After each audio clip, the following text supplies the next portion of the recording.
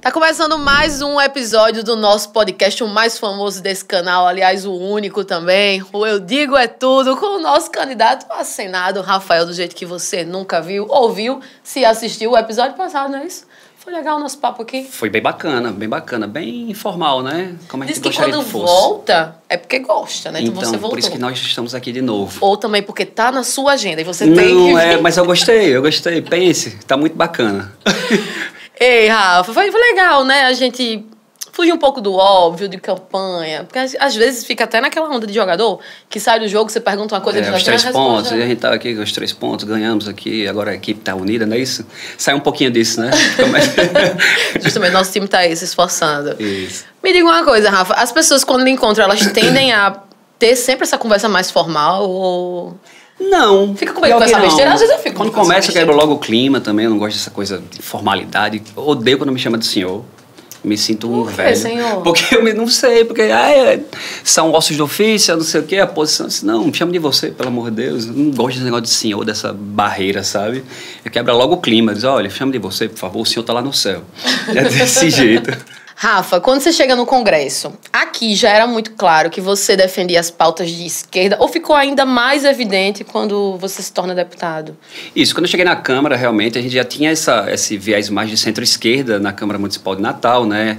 Em defesa de algumas pautas sociais, das pessoas com deficiência, das pessoas LGBTQIA+. Então, tudo isso se tornou mais evidente lá na Câmara, dos deputados, né? Eu acho que o nosso papel como parlamentar foi justamente esse, trazer voz a essas pessoas, né, que não tinham uma certa representação. Então a gente começou a se aliar realmente com pessoas, com parlamentares, deputados e deputadas que tinham mais esse viés, o que foi muito bacana, porque a gente acaba tendo mais domínio do assunto, né?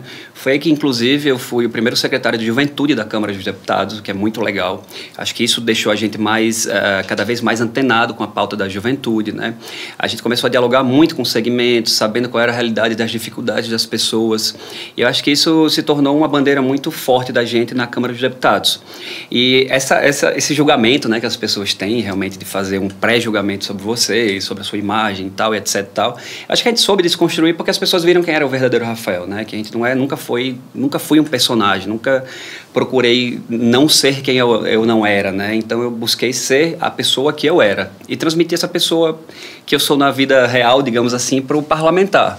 Então isso deixou cada vez mais a gente mais entrosado, mais aberto, mais receptivo às demandas. Eu sou um cara que tem muita boa capacidade de ouvir. Eu não aprendo todos os dias, eu estou aprendendo. Eu acho que isso é muito importante para um parlamentar.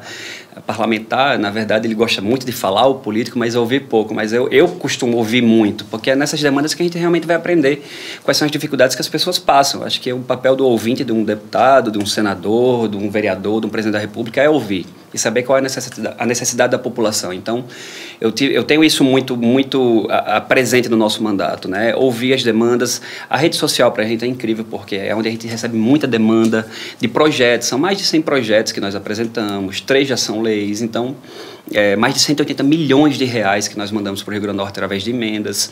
Acho que os projetos são muito bacanas porque é como se fosse o nosso filho, né, que a gente coloca realmente no mundo, né? Então nós temos 3 projetos que são importantes, né, principalmente 2 que eu diria mais recentemente.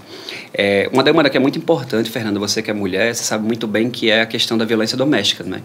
A gente infelizmente vive numa sociedade que ainda é uma sociedade muito machista, né, muito patriarcal, e às vezes o homem se acha dono da mulher, né, porque a mulher estava com a roupa que ele não gostou, porque estava usando batom, porque a comida estava fria, porque simplesmente não queria ter uma atividade sexual com o cara a hora que ele queria. Então ele acaba se achando dono da mulher e por isso acaba cometendo algumas situações como, por exemplo, a violência doméstica. Então é nada mais justo do que a pessoa que cometeu essa violência pagar por essa assistência médica que a pessoa vai ter no SUS. Então, é um projeto de nossa autoria, que já é lei, inclusive, alteração da Lei Maria da Penha, onde quem vai ter que pagar esses custos médicos, que às vezes é uma queimadura, um tratamento ortopédico, que são tratamentos caros, obviamente que vai ser aquele agressor, aquele homem que se acha dono da mulher, né?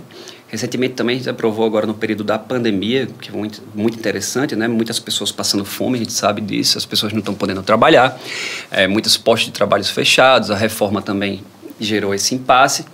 Então a gente teve a ideia também de fazer uma alteração sobre a questão da doação de alimentos. Às vezes você vai no supermercado, quando você vai escolher um macarrão, por exemplo, você vê aquele macarrão que está quebrado, né, aquela embalagem um pouco mais danificada, e você acaba não comprando aquela mercadoria. Então ela vai ficando perto do prazo de validade e, infelizmente, não se poderia doar aquele produto. Ou até mesmo um self-service, onde a comida chega no final, 3 horas da tarde, você vai fechar o restaurante, aquela comida não poderia ser doada para pessoas que precisam daquela alimentação. Então, a gente mudou isso, o entendimento da Anvisa agora pode ser doado. Então, são esse tipo de projetos que a gente leva, que são demandas, inclusive, da população. A gente recebe muito, como disse, demandas via rede social, directs, etc. Inclusive, acompanha aí as nossas redes, né?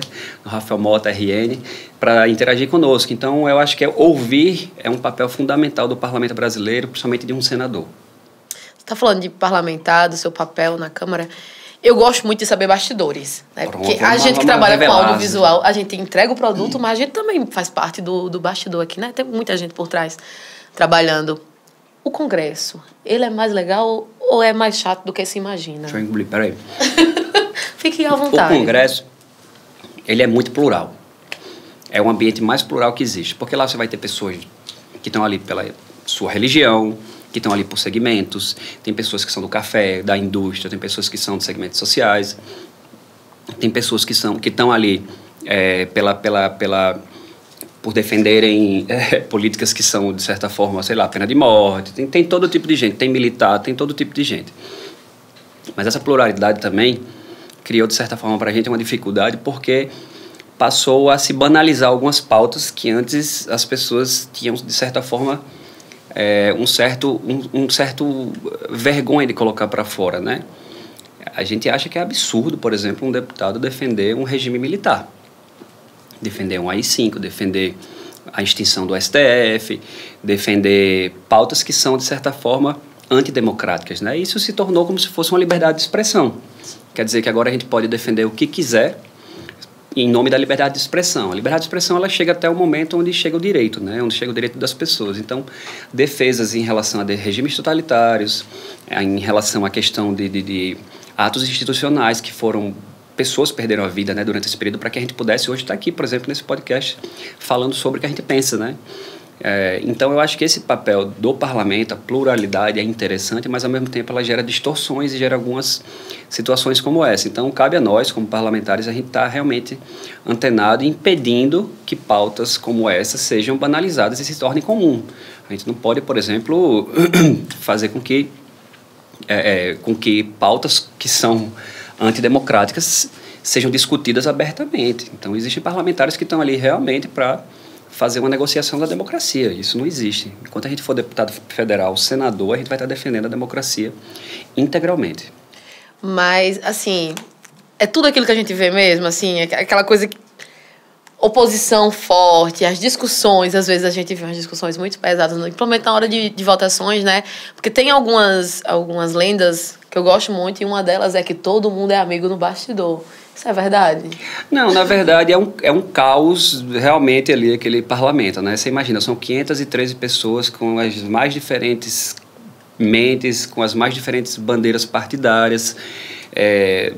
A gente sabe que existe aí a base governamental sempre é muito forte, que existem negociatas em relação à questão de espaços, então tudo isso passa realmente por um momento que a oposição às vezes é muito sufocada. O que é ser oposição? Não é você ser contra por ser contra, né? É você defender realmente a fiscalização, você defender a questão de que o parlamento seja preservado, o próprio regimento interno, que é como se fosse as regras do jogo, digamos assim, que tem que ser seguidas. E às vezes a gente vê realmente atropelos, né? Às vezes a gente vê algumas situações que acontecem no parlamento que são muito preocupantes. Tem uma palavra chamada jabuti, que não é aquele bichinho que a gente vê realmente andando, mas é que são, às vezes, propostas que são inseridas dentro de um projeto de lei, que isso causa um desconforto e não tem nada a ver com o projeto. Então, a oposição tem que estar sempre muito atenta sobre o que pode acontecer. No parlamento, as coisas acontecem do dia para a noite. Então, é muito importante a gente ter um senador antenado com o que está acontecendo, com o que está em sintonia com o que pode acontecer. Então, assim, A questão do parlamento, a pluralidade e aquele caos que a gente vê na televisão, às vezes é um caos organizado, mas às vezes é uma intenção própria realmente que esteja desorganizada para que toda aquela boiada, lembra que o ministro da Agricultura, o ministro do Meio Ambiente falou para passar a boiada? Então, se a gente não tiver antenado à oposição, realmente vai acontecer dificuldades e a gente vai ter cada vez mais direitos sendo tirados dos trabalhadores, dos aposentados e do brasileiro de modo geral. Rafael, e quando é que foi essa virada de chave sua? Você é muito feliz no cargo que você ocupa hoje como deputado. Onde é que surge essa necessidade de Senado? É curioso, porque essa questão, os projetos, a política ela é muito dinâmica, né? A gente sabe que a política você planeja uma coisa e nem sempre é como está acontecendo. Na verdade, não foi nem uma virada de chave. Eu nunca planejei, nunca cheguei ao ponto de chegar, vou planejar desse... Não. O que estava acontecendo, na verdade, Fernanda, é que eu que ando muito, sou muito municipalista, ando muito pelo Rio Grande do Norte, converso com as pessoas, e quando houve essa questão político-partidária, a questão propriamente de disputa eleitoral, a gente viu que haviam 2 nomes que estavam sendo colocados para a população avaliar. Em todos os cantos que eu ia, as pessoas falavam, olha, não dá para a gente votar em nenhum dos dois. A gente sabe que são 2 bolsonaristas, os 2 apoiam o Bolsonaro, não atendem a pauta social, não são de centro-esquerda. A gente precisa manter essa cadeira na mão, a cadeira do Senado na mão do povo do Rio Grande do Norte. São 2 pessoas descompromissadas com a população, né? Um tem um compromisso pessoal, o outro a gente já sabe que é de retirada de direitos. Então, a gente começou a ouvir isso e as pessoas falavam, que não queriam eles, não aceitavam eles, não gostavam, não queriam votar neles. Então foi aí que a gente viu realmente que não poderíamos deixar que essa cadeira saísse da mão do povo do Rio Grande do Norte. Então a gente, veementemente, buscando, conversando com as pessoas, a gente viu que existia a possibilidade realmente de um novo momento, da juventude ocupar esse espaço, né? É fácil? Não é fácil. Não é fácil, porque é uma guerra, é uma luta, né, muito grande contra 2 sistemas muito fortes. A gente sabe que a gente não tem muitos prefeitos votando no nosso nome. A gente tem uma série de vereadores, que eu tenho muito carinho pelos vereadores e pelos prefeitos, eu sei a dificuldade que eles passam. A gente não tem muitos partidos, nós temos 3 partidos apenas dando suporte ao nosso projeto. Dos 24 deputados estaduais, a gente só tem um deputado estadual que está nos dando suporte. Dos 8 deputados federais da bancada, a gente só tem um, que sou eu mesmo, dando suporte para o nosso projeto político. Dos 3 senadores, a gente não tem nenhum senador, mas tem uma coisa que eu escuto em todos os cantos que eu passo, é que realmente é um novo momento e a gente vai fazer história.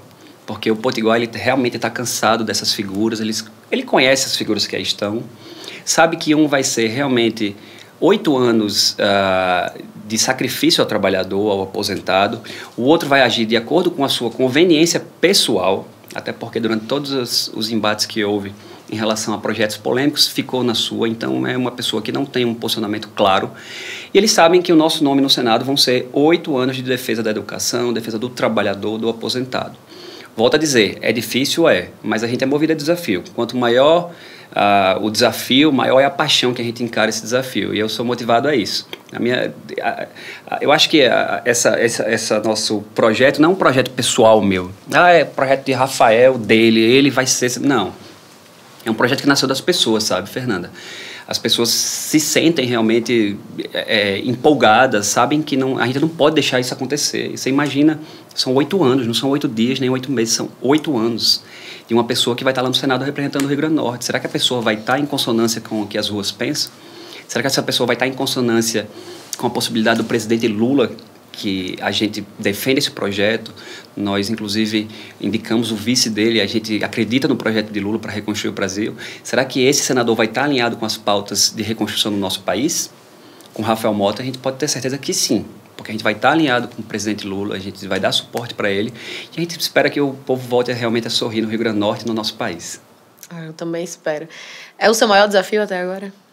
É o meu maior desafio, como eu disse, é um desafio que às vezes eu acordo assim, sabe?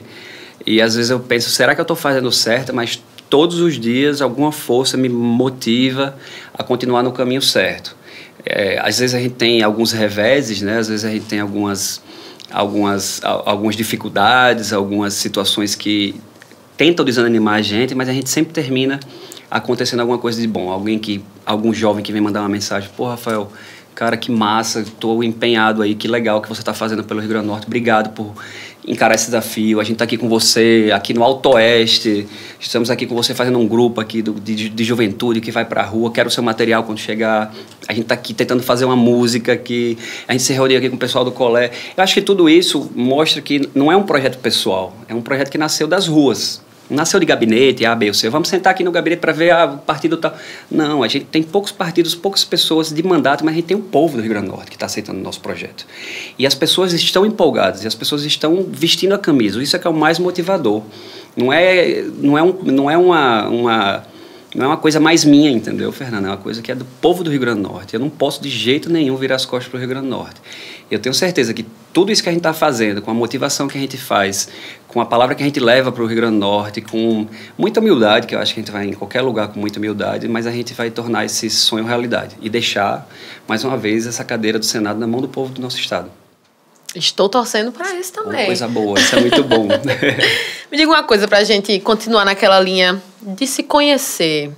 Como é hoje a sua agenda como deputado ainda? Por enquanto. Em Brasília, como é que funciona? Assim, você vai toda semana, você vai uma vez no mês? Acho que eu tenho curiosidade de saber isso. Acredito que o pessoal de casa também. Vamos falar pro pessoal de casa, então. Não, toda semana a gente vai e volta. Vai e volta. É uma ponte aérea bem longa, né? Mas a gente vai e volta, vai terça, eu volto, passa 3 dias lá, né? 3 dias bem intensos. E a gente volta geralmente na semana. Eu passo mais tempo aqui, onde eu moro. Não moro em Natal. Tem colegas que não moram aqui, mas eu moro em Natal. Faço questão de estar aqui. Final de semana, geralmente, eu vou para o interior, né? Vou visitar os amigos, vou atender convites. E aqui é onde a gente trabalha mais aqui. Eu procuro sempre ter pelo menos um dia ou então uma tarde que seja mais livre ali para ficar também, ter um pouquinho de descanso. Mas hoje, ultimamente, não estou tendo esse descanso. Mas está sendo muito motivador. Como eu disse, é cansativo pra caramba, né? Esse projeto, muito cansativo. Mas na hora que a gente termina a agenda e vê que fez o bem, entendeu? Que levou a palavra, que convenceu as pessoas, que as pessoas estimulam você, tudo isso é cada vez mais motivador. E é verdade esse negócio que você hospeda todo mundo lá para Brasília? Eita, dona, o Airbnb do Rafael Malta. Desse jeito, todo mundo lá, quando tem geralmente evento que vão vereadores ou prefeitos, aí parece acampamento. Eu disse, olha, mas aqui só tem uma rede, que já tem 8 pessoas, não tem problema, a gente bota aí a rede aí. Mas é bacana, porque a gente sempre busca, né, levar o pessoal para conhecer, porque você imagina, às vezes é um vereador que está lá no Alto Oeste Potiguar, no Mato Grande, ele chega lá em Brasília, para ele chegar no parlamento, às vezes é uma coisa tão distante, poxa, vamos aqui, acompanho ele, mostra como é que funciona o parlamento, como é que é o sistema de votação, onde é que cada líder fica, como é que funciona o parlamento brasileiro, o regimento interno, o pessoal eles ficam muito curiosos, isso é muito bacana, né? Esse contato com as lideranças, né? Porque tem gente que às vezes não tem esse contato direto com o vereador, porque acha que o vereador tem um preconceito com o vereador, tem um preconceito com o prefeito, pelo contrário. São batalhadores, sabe? Os prefeitos são pessoas que estão ali, que fizeram uma promessa de campanha para poder ajudar o seu munícipe, né? Assim como o vereador, que está todo dia na sua comunidade, sofrendo, passando por dificuldades. Então, eu tenho muito respeito. Tanto que eu fui vereador, que é o primeiro batente, digamos assim, da política, para poder saber qual é a dor do povo, como é você começar realmente de um parlamentozinho menor e a partir daí ir crescendo. Então, eu tenho muito carinho. E até porque a casa não é minha, né? A casa de todo mundo que vai lá é aberta a todo mundo. E o que é que você sente mais falta quando você está lá? Pode falar a verdade. Rapaz, lá em Brasília eu sinto falta, na verdade, eu não sei, é da atmosfera de Natal, do Rio Grande do Norte, sabe? É tudo um pouco mais tranquilo aqui. Sinto falta dos meus bichos também, que lá não tenho como dar atenção.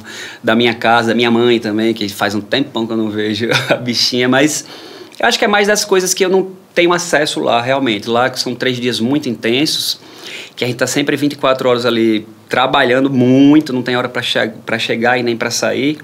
Mas quando a gente chega em Natal, eu sempre procuro ter um tempinho ali mais pessoal meu, para estar com meus animais, para estar com minha mãe, estar com a família mesmo ali, se conseguir dar um pulinho, pelo menos para ver o mar, que seja ali. Eu acho que é essa falta que eu sinto lá em Brasília. E essa história aí de campeão de projetos, isso é verdade mesmo verdade. Ou um título que você agarrou aí? É verdade.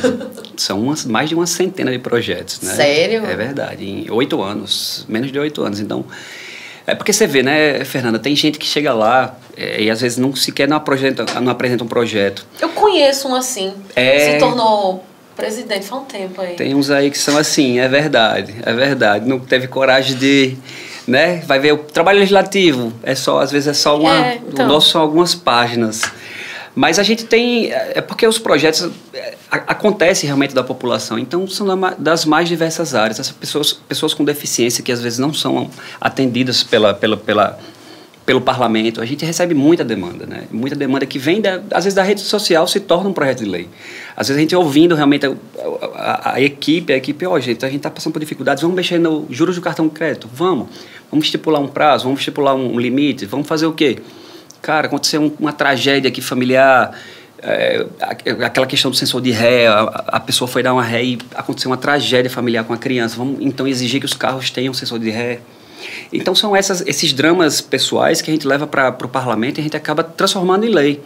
Então assim, é uma centena, obviamente que alguns são mais burocráticos e outros são mais realmente sociais, né? As pessoas com deficiência, elas não tinham direito à isenção do imposto de renda, mesmo que ela fosse uma trabalhadora ou trabalhador. Então nada mais justo porque ela tem um custo de vida maior, por que não isentar ela do imposto de renda? Então é isso que a gente escuta da população, que às vezes o parlamento não tem essa sensibilidade, sabe, Fernanda? E você é barraqueiro, Rafael? Barraqueiro com elegância. Eu faço barraco com elegância. Eu já ouvi falar que você pegou o óleo das praias, botou numa garrafa e entregou ao ministro do Meio Ambiente. Ele não quis vir aqui para o nosso estado, né? Conhecer a tragédia que foi causada aqui, estava pouco preocupado com o nosso estado.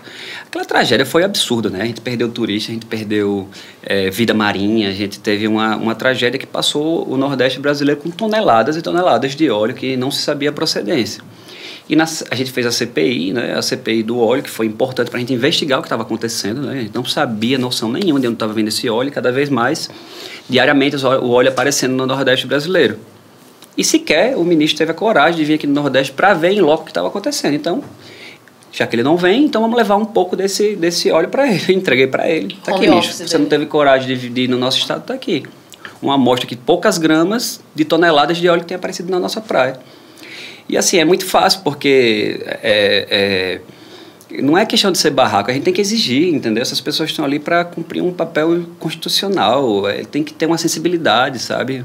Um governo que chama o nordestino de pau de arara, de Paraíba, sabe? Eu acho que chega de segregar o Nordeste do nosso país, sabe? O Nordeste é a mão braçal do nosso país, sabe? É quem construiu o Sul e Sudeste.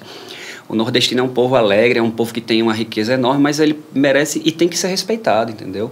Não adianta, tudo bem que a gente tem a concentração econômica no Sul e Sudeste, mas o Nordeste tem que ser respeitado por todos. Então, nada mais justo que, de repente, já pensou um presidente nordestino voltar a presidir nosso país? Eu não posso imaginar já pensou, um negócio desse. É porque parece, Fernanda, que a gente está num... Eu estava fazendo analogia esses dias, parece que a gente está num pesadelo, né? A gente está querendo acordar, e aí, o que aconteceu? Não, o cara não quer comprar vacina porque é chinesa, meu Deus do céu. E agora? Agora ele está dizendo que não é coveiro porque morreu tantas pessoas. E agora? Agora ele falou uma besteira, fala palavrão em live. É uma vergonha internacional que a gente passa 24 horas. Sabe um tempo que eu ainda perco? Eu ainda paro para pesquisar se é verdade. E sempre é. Eu digo, não, isso aqui é absurdo. Ele falou Eles isso aqui. Eles brincam, sabe? O filho vai lá, quer saber de uma coisa? Vou mexer no dólar. Então vou fazer um tweet aqui para mexer no dólar. E o dólar vai... É uma coisa assim tão absurda, sabe? Que, sabe, entrega o governo pro Centrão, aí vai, em vez de governar, vai fazer motociata. É uma coisa assim que eu olho assim e digo, cara, a gente tá vivendo uma situação surreal, realmente. É uma coisa fora de contexto. As pessoas morrendo no meio da pandemia e o cara dando rolê de moto, entendeu? Quer dar rolê de moto, primeiro organiza o país, depois você... Só que o cara entrega o governo para partidos de centro, loteia tudo, entendeu? Faz tudo que disse que não ia fazer, entendeu? É difícil e está sendo mais político do que todos os políticos. Agora assim, é um momento... Tudo bem que a gente fala brincando, mas é um momento muito importante do nosso país. É a eleição mais importante da história do Brasil desde a redemocratização do nosso país. Não é brincadeira. A gente passa por um período que é altamente conturbado. As piores ditaduras começaram nos segundos mandatos dos presidentes. A gente não pode brincar com uma pessoa que sente falta enfim, da repressão que a gente viveu, né? Que dedica votos e votos para torturadores, que defendem a tortura, que não respeita as mulheres. que não tem carinho pela classe LGBTQIA+, que acha que um filho seria uma vergonha. Cara, ninguém precisa pedir licença para amar ninguém, não. Ninguém precisa, quem é homossexual, quem é gay, quem é lésbico, não precisa pedir licença a seu ninguém para demonstrar carinho com seu parceiro. Acho que um presidente ele tem que ter sensibilidade, é um presidente de todos, só que infelizmente ele governa para uma minoria. É uma minoria, inclusive a minoria de uma classe alta, produtiva, que é importante, mas para poucos partidos e para poucas pessoas. O Brasil não é aquele que ele colocou na cabeça. O Brasil é muito maior do que isso. E a gente vai passar, se Deus quiser. Ele vai passar, vai ser esquecido na história do Brasil e a gente vai ter um futuro brilhante, se Deus quiser. Nome. Isso vai acontecer. Se Deus quiser. Só para a gente finalizar, já que a gente está falando da sua vida lá em Brasília, tem algum momento nesse seu mandato que foi o mais marcante, assim, para você? Olha, eu acho que o que mais me lembrou, assim, que me dá uma boa lembrança, eu acho que, assim, o que foi mais significativo, assim, teve vários momentos de embate, de defesas, de projetos aprovados, de eleições, obviamente, de participações em debates, etc. Mas eu me lembro muito quando a gente premiou a professora Débora Seabra. Débora Seabra, todo mundo, os nossos amigos sabem, é a primeira professora com Down do Brasil. E lá na Comissão da Educação a gente tem uma premiação, que chama-se o Prêmio Darcy Ribeiro, que foi um grande educador, inclusive um grande mestre na educação do nosso país. E os deputados que fazem parte dessa comissão, acho que são mais de 70, têm o direito de indicar alguns nomes para poder concorrer. E a gente teve a ideia de agraciar a Débora. Então, assim, foi um momento tão bacana, porque geralmente os deputados eles fazem um lobbyzinho, sabe, nessas campanhas. É uma campanha interna, então pede o voto. E eu não pedi o voto para ninguém, só que Débora foi a mais votada, ficou em primeiro lugar.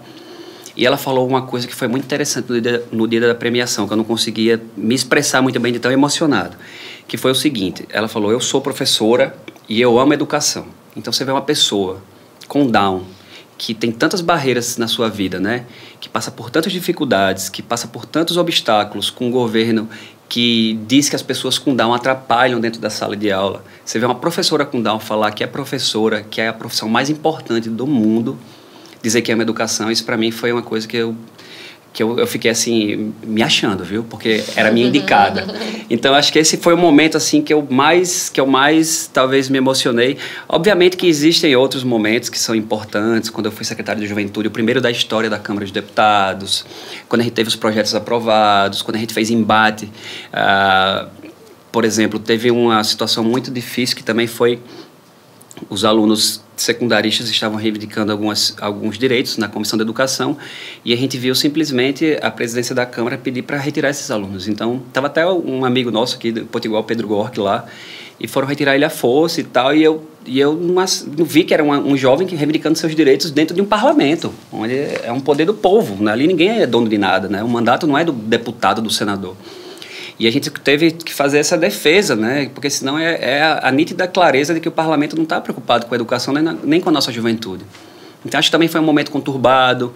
Muito spray de pimenta já tive lá também, passando por corredor. A questão de reivindicações que passam lá. Enfim, povos tradicionais que vão lá também reivindicar os seus direitos. É muito emocionante a gente ver a pluralidade que existe lá. O problema é que, às vezes, falta um pouco mais de empatia dos mandatários, né? E tudo isso na Câmara. O Senado já é um canto muito mais fechado. Eu acho que a gente tem que abrir também o Senado. O Senado não pode estar distante do povo. O Senado são 3 representantes por estado. Então, o senador do Rio Grande do Norte, o senador do Espírito Santo, estados pequenos, é o mesmo valor que tem um senador de São Paulo. São poderes representativos do estado. Então, a gente tem que escolher com muito carinho, com muita atenção. A gente tem que escolher uma pessoa que realmente represente, que esteja antenada com as demandas do estado, das pessoas, sabe? É por isso que a gente está nessa batalha, porque não é brincadeira. Não é brincadeira. A gente tem que deixar claro aqui. Uma dessas pessoas que se propõe hoje a disputar o Senado foi o pai da reforma trabalhista. A reforma trabalhista, vocês não brinquem, a CLT é um direito fundamental dos trabalhadores, né? No momento que a gente retira direito de trabalhador, a gente retira direito das pessoas. Mulheres grávidas hoje, Fernanda, podem trabalhar em postos de trabalho insalubre, arriscando a sua própria vida e a vida do feto.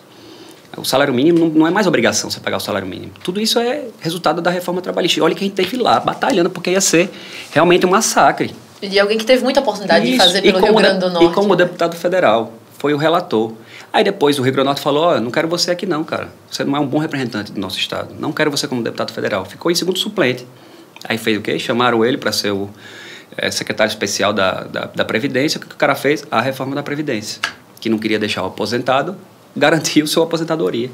Quando a gente se aposenta é para botar comida na mesa, para comprar o remédio, não é para ter privilégio. Ele mexeu nas pessoas pequenas. Como é que um trabalhador rural vai contribuir? Um professor vai estar dentro da sala de aula com 60 anos de idade, me diga. Ou um policial. É isso que ele fez, como segundo suplente. Aí você imagina esse cidadão, 8 anos no Senado. O sacrifício que ele vai fazer nos trabalhadores e nos aposentados. Por isso que eu não posso virar as costas. O outro simplesmente não sabe o que é da vida. Votou em Bolsonaro 4 anos atrás, 3 anos e meio atrás, faz palanque para Ciro Gomes e quer pegar carona em Lula. Então, assim, você tem que ter posição. Quando teve esses embates todos da reforma da Previdência, reforma trabalhista, o cara estava de braço cruzado. Não pode, você tem que ter uma posição. Se você é um agente político, você tem que agir de acordo com o que... E não pela sua conveniência. Então vai depender muito do que ele tiver, como ele acordou. Acordei de tal jeito, então vou... Não é assim, a gente tem que ter um posicionamento político, é o que eu adoto, entendeu? Eu tenho que atender as reivindicações das ruas. Não adianta, você hoje... Você tem que ter um posicionamento político, tem que ser claro nisso. E a clareza que o povo potiguar vai ter em Rafael Mota é a defesa do trabalhador, do aposentado, da educação e do povo potiguar de modo geral. É importante deixar isso muito claro. A gente tem que analisar o currículo de cada um, quem esteve, com quem fez, o que deixou de fazer. Analisar o que cada um, a coerência de cada um.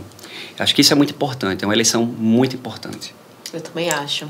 E eu adorei mais um papo, nosso segundo papo desse podcast, que ainda vai dar muito o que falar, porque aqui eu digo é tudo. Então, até a próxima. Se você tiver também alguma pergunta para fazer, deixa aqui nos comentários que a gente pode selecionar alguma delas. Valeu!